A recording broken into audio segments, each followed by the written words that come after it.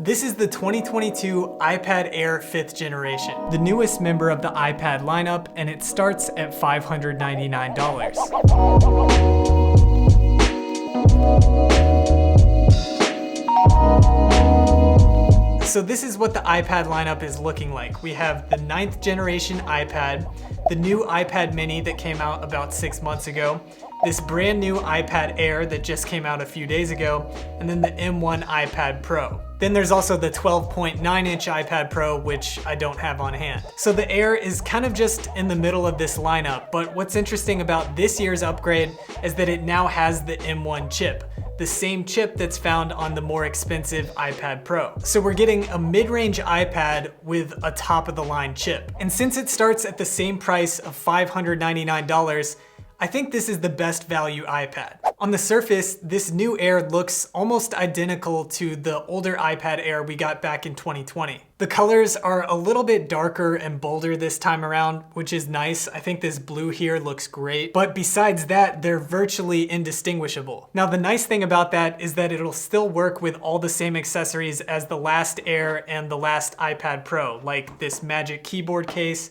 and of course the 2nd generation Apple Pencil. But the biggest upgrade here is definitely its performance. The M1 iPad Pro was already one of the fastest tablets on the market, and now we're getting all of that performance at an even cheaper price point. This is actually now the cheapest M1 device that Apple sells. So if you're an iPad power user, so if you do a lot of gaming or photo and video editing, 3D modeling, stuff like that, this iPad will be more than capable. And in terms of battery life, we all know the M1 chip is very efficient, but it still draws more power than the mobile processors that the previous Air was using.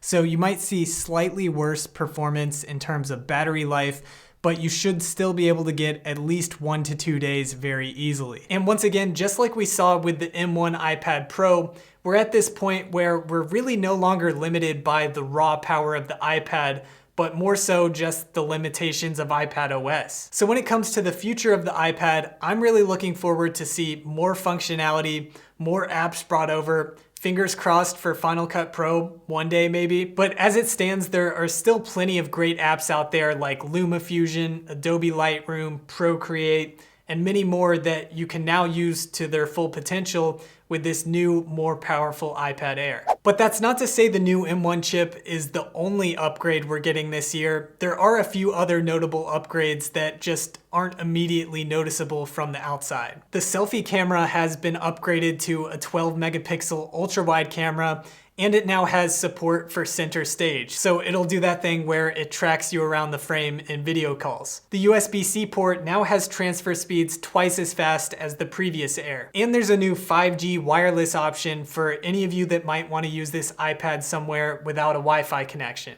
So with these upgrades, along with the M1 chip, is there even still a reason to get the Pro? From my perspective, before this Air came along, this Pro had a really solid position in the lineup. It was $200 more for some hardware upgrades and a big boost in performance. But now that the Air has that same chip, performance is no longer a reason to upgrade. So let's run through some of the reasons you might still be interested in the Pro over the Air. And the big one is that it has that 120 Hz ProMotion display.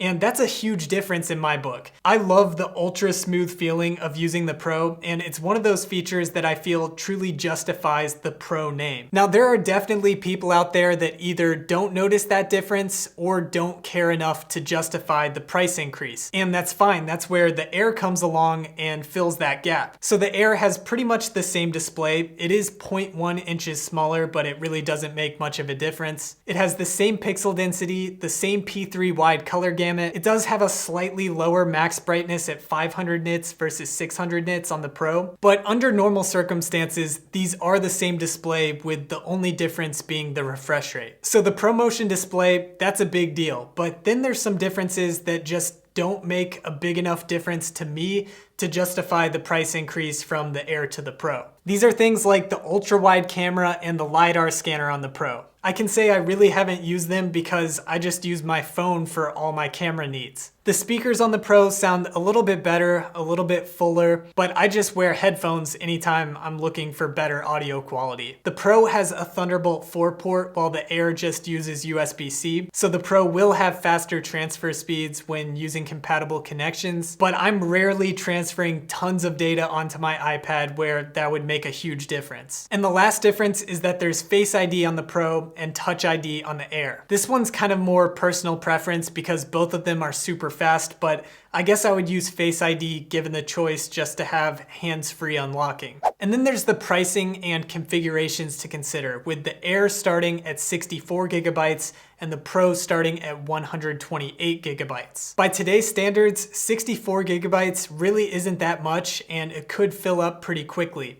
And if you want to upgrade, the next option is 256 gigabytes, which will cost you $749, so $50 cheaper than the Pro. So it kind of puts you in this weird position where you're asking yourself, do I want to pay $50 more for half the storage, but all those Pro features? And I would say to just upgrade to the Pro at that point. $50 more for the ProMotion display is kind of a no-brainer, even if it does come with half the storage. But then again, as someone who doesn't store a lot of photos and videos on my iPad in the first place, I could get by with just the 64 gigabyte iPad Air, and I think that's the best bang for your buck. For $599, you are getting a powerhouse of a tablet. Now, sure, I do miss that 120 Hz display, and if you're someone who's into tech and would immediately notice that difference, then maybe the Pro is still worth it for you. But for the vast majority of people that come up to me and ask me what iPad they should get at this moment, this new Air is the one I'd recommend. Thanks for watching, and I'll catch you guys in the next one.